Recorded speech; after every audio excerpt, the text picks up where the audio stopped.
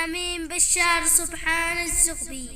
تسامين بشار باسمك يا إلهي بدايت بالشكوى إليك اشتكيت، يا من فوق عرش اعتليت ووكلتك على من ظلم. يا رب السماء يا قدير، قلبي بالمواجع ضرير والأحزان فيني كثير، إجاني الحزن من كل يوم.